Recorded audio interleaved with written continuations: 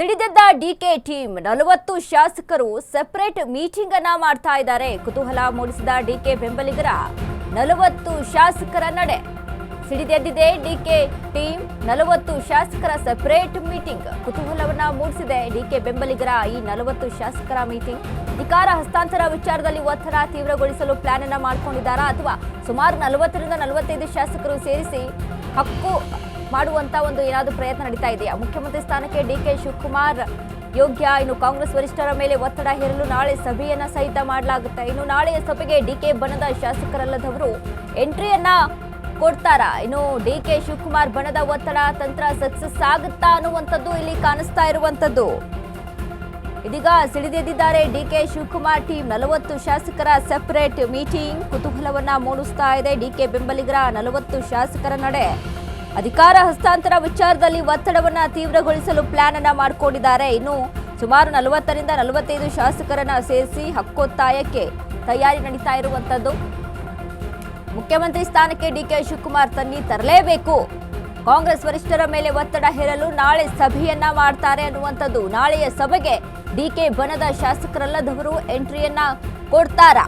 DK Shivakumar ಬಣದ ಒತ್ತಡ ತಂತ್ರ ಸಕ್ಸಸ್ ಆಗುತ್ತಾ ಹಾಗಾದ್ರೆ ಅನ್ನುವಂಥದ್ದು ಈಗ ಸದ್ಯಕ್ಕೆ ಕಾಣಿಸ್ತಾ ಇರುವಂತಹ ಪ್ರಶ್ನೆ. ಯಾಕಂದ್ರೆ ಸದ್ಯ ಈ ಒಂದು ಕುರ್ಚಿ ಕಾದಾಟ ಏನಿದೆ ಕಾಂಗ್ರೆಸ್ ಪಕ್ಷದಲ್ಲಿ, ಇನ್ನು ಸತತವಾಗಿ ಡಿಕೆ ಶಿವಕುಮಾರ್ ಕೈ ಕಟ್ಕೊಂಡು ಕೂತಿಲ್ಲ. ಇವರ ಹೇಳಿಕೆಗಳನ್ನ ಕೇಳ್ತಾ ಸುಮ್ನೆ ಏನೋ ಕೈ ಕಟ್ಕೊಂಡು ಸುಮ್ನೆ ಯಾವಾಗ ಕೊಡ್ತಾರೆ ಕೊಡ್ಲಿ ಅನ್ನುವಂಥದ್ದು ಅಲ್ಲ. ಡಿಕೆ ಶಿವಕುಮಾರ್ ಅವರ ತಂತ್ರಗಾರಿಕೆ ಕೂಡ ಹೆಚ್ಚಾಗಿ ಇಲ್ಲಿ ಕಾಣಿಸ್ತಾ ಇದೆ.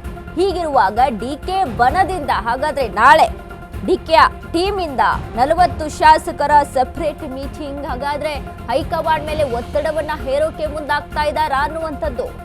ಒತ್ತಡದ ತಂತ್ರ ಸಕ್ಸಸ್ ಆಗುತ್ತಾ ಹಾಗಾದ್ರೆ?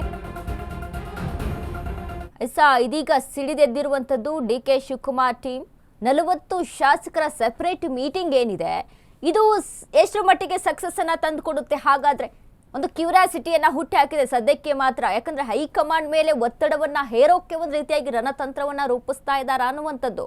ಇನ್ನು 40 ರಿಂದ 45 ಶಾಸಕರು ಈ ಸಭೆಯಲ್ಲಿ ನಡೆಸುವಂತಹ ಒಂದು ಪ್ಲಾನ್ ಅನ್ನ ಮಾಡ್ಕೊಂಡಿದ್ದಾರೆ. ಹಾಗಾದ್ರೆ ಇದು ಹೈಕಮಾಂಡ್ ಇದನ್ನ ಎಷ್ಟರ ಮಟ್ಟಿಗೆ ಪರಿಗಣಿಸುತ್ತೆ?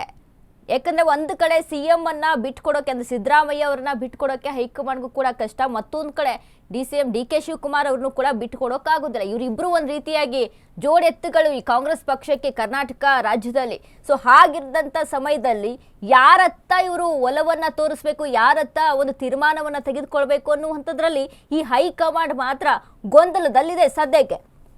ಸೊ ಹೀಗಿರುವಾಗ ಈ ಒಂದು ಏನು ಮೀಟಿಂಗ್ ತಂತ್ರಗಾರಿಕೆ ಇದು ವರ್ಕೌಟ್ ಆಗುತ್ತಾ? ಅದೇ ಸಿಎಂ ಮಾತ್ರ ಈಗ ನೆಕ್ಸ್ಟ್ ಬಜೆಟ್ ಮಂಡನೆಗೂ ಕೂಡ ರೆಡಿ ಆಗಿಬಿಟ್ಟಿದ್ದಾರೆ.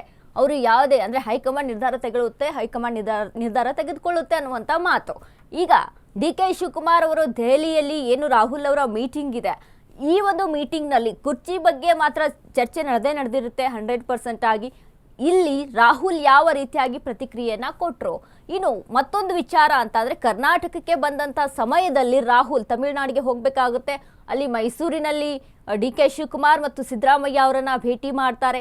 ಆದರೆ ತುಂಬಾ ಎಕ್ಸ್ಪೆಕ್ಟೇಷನ್ ಅಲ್ಲಿ ಇದ್ದಂತಹ ಮೀಟಿಂಗ್ ಆ ಲೆವೆಲ್ ಎಕ್ಸ್ಪೆಕ್ಟೇಷನ್ ಅಲ್ಲಿ ಮೀಟಿಂಗ್ ಆಗಲ್ಲ. ಒಂದು ಸಪ್ರೇಟ್ ಆಗಿ ಅಲ್ಲಿ ಏನು ವಿಮಾನ ನಿಲ್ದಾಣ, ಏನು ಹೆಲಿಕಾಪ್ಟರ್ ಒಂದು ನಿಲ್ದಾಣ ಇರುತ್ತೆ, ಅಲ್ಲಿ ಒಂದು ಮೀಟಿಂಗ್ ಅನ್ನ ಮಾಡ್ತಾರೆ. ಅಂದ್ರೆ ಸಪ್ರೇಟ್ ಆಗಿ ಸಿದ್ದರಾಮಯ್ಯ ಅವ್ರನ್ನ ಕರೆದುಕೊಂಡು ಹೋಗಿ ಮಾತನಾಡುವಂಥದ್ದು ಕೂಡ ಆಗುತ್ತೆ. ಡಿಕೆ ಶಿವಕುಮಾರ್ ಅವ್ರನ್ನ ಸ್ವಲ್ಪ ಹಿಂದಕ್ಕೆ ಇಟ್ಟು. ಹೀಗಿರುವಾಗ ಇದನ್ನೆಲ್ಲ ಕೂಡ ಗಮನಿಸ್ಕೊಂಡು ನೋಡಿದಾಗ ಆದರೆ ಹೈಕಮಾಂಡ್ ಮತ್ತೆ ಸಿದ್ದರಾಮಯ್ಯ ಮಧ್ಯೆ ಏನಾದರೂ ತಂತ್ರಗಾರಿಕೆ ನಡೀತಾ ಇದೆಯಾ ಅನ್ನುವಂಥದ್ದು ಒಂದು ಕಡೆ. ಮತ್ತೊಂದು ಕಡೆ ಡಿಕೆ ಬಣ ಏನಿದೆ, ಇದು ಒಂದು ಮೀಟಿಂಗಿಗೆ ಸಭೆಗೆ ರೆಡಿ ಆಗಿರುವಂಥದ್ದು. ಯಾಕಂದ್ರೆ ಡಿಕೆ ಶಿವಕುಮಾರ್ ಸಿಎಂ ಆಗಲೇಬೇಕು ಅನ್ನುವಂಥದ್ದು ಪಟ್ಟು ಒಂದು ಕಡೆ ಆಗಿದೆ. ಸೊ ಇವೆರಡೂ ಕೂಡ ಎಲ್ಲಿಗೆ ಹೋಗಿ ಮುಟ್ಟುತ್ತೆ ಅನ್ನುವಂಥದ್ದು ಪ್ರಶ್ನಾರ್ಹವಾಗಿದೆ ಈಗ ಸದ್ಯಕ್ಕೆ.